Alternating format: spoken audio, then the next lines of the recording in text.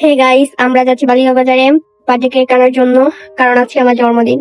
আমার সাথে আমার ভাই, আমার আম্মু, আমার মামা, আমার নানা সবাই আমার সাথে আছে, কিন্তু আমার নানু আসেনি কারণ সে একটু বাসায় ব্যস্ত, তার জন্য। আর এটা হচ্ছে বালিগঞ্জ বাজারের ব্রিজ। ব্রিজটা দেখতে খুবই সুন্দর। এই ব্রিজের পরই বালিগঞ্জ বাজার। বাজারে ঢুকেই দেখি অনেক বড় একটা গেট। আমরা যতটা জেনেছি এটা হচ্ছে হিন্দুদের দুর্গাপূজার জন্য গেটটা তৈরি করা হয়েছে। দেখতে দেখতে আমরা চলে আসলাম আমাদের গন্তব্য স্থানে। দোকানে ঢুকতেই দেখি অনেক সুন্দর সুন্দর কেক ডিসপ্লে করা। আর এই জায়গা থেকে আমাদের যে কোনো একটি কেক পছন্দ করে নিতে হবে, কারণ আমরা এর আগে অর্ডার দিতে পারিনি। কারণ আজকেই আমার জন্মদিন, আর আজকেই আমরা আমার নানু বাড়ি এসে পড়েছি, তাই আমরা আগে অর্ডার দিতে পারিনি। অনেকক্ষণ দেখার পর আমার এই কেকটা অনেক পছন্দ হয়েছিল, কিন্তু দুঃখের বিষয় এই কেকটা অর্ডার করা ছিল, তার জন্য আমি নিতে পারিনি। বিশ্বাস করেন, আমার অনেক রাগ উঠেছিল তাদের উপরে, কারণ অর্ডার করা কেক তারা ডিসপ্লেতে রাখবে কিসের জন্য? যার তার পছন্দ হতে পারে, কিন্তু আমার প্রচুর পছন্দ হয়েছিল, তার জন্য আমার অনেক রাগ উঠেছিল। তারপর আমি এই কেকটা পছন্দ করেছিলাম, তারপর এটাই আমি নিয়েছি আমার বার্থডের জন্য। তো এখন তারা আমার কেকটাকে রেডি করছে। সো আমাদেরকে জিজ্ঞেস করলো কেকের উপর কিছু লিখতে হবে কিনা। আমি বললাম হ্যাঁ, আমার নাম যেহেতু মিম, তার জন্য হ্যাপি বার্থডে মিম লিখে দেন। ওয়েট, আমার পরিচয়টাই তো দেওয়া হলো না। আসসালামু আলাইকুম গাইস, আমি মিম। আমার বয়স 10 বছর। আমি ক্লাস 3-তে পড়ি, আর আমার বাসা গাজীপুর।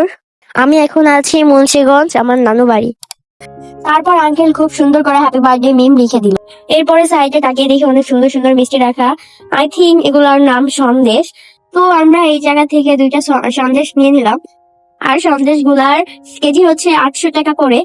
আমরা 2টা পিস নিছি, তার জন্য আমাদের থেকে 40 টাকা করে পিস রেখেছে, 2টা 80 টাকা। আর হ্যাঁ, আমরা যেই কেকটা নিয়েছি সেই কেকটার দাম হচ্ছে 600 টাকা। এরপরে আমরা মোমবাতি আর কিছু বেলুন কিনতে বাসায় চলে আসি। বাসায় এসে আমরা বেলুন ফুলানো স্টার্ট করে দেই, আর আমার কামচোর মামা শুধু ভিডিওই করে।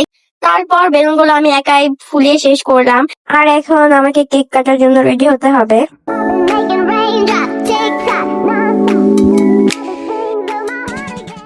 So I am ready. আর আমি যেই ড্রেসটা পরে আছি, এটা আমার বান্ধবী আমাকে গিফট করেছে। আমার ড্রেসটা খুবই পছন্দ হয়েছে, তাই আমি এটা পরে আজকে কেক কাটবো।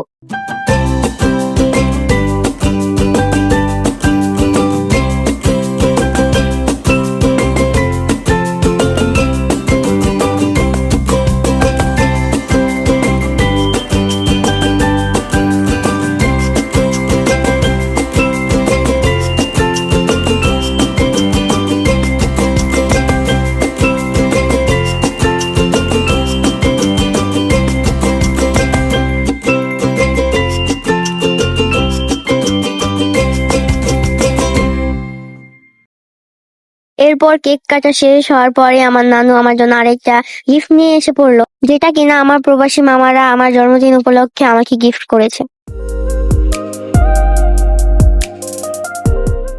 সো আজ এই পর্যন্তই। দেখা হচ্ছে নতুন কোনো ব্লগে। সেই পর্যন্ত আপনারা সকলেই ভালো থাকেন। আল্লাহ হাফেজ।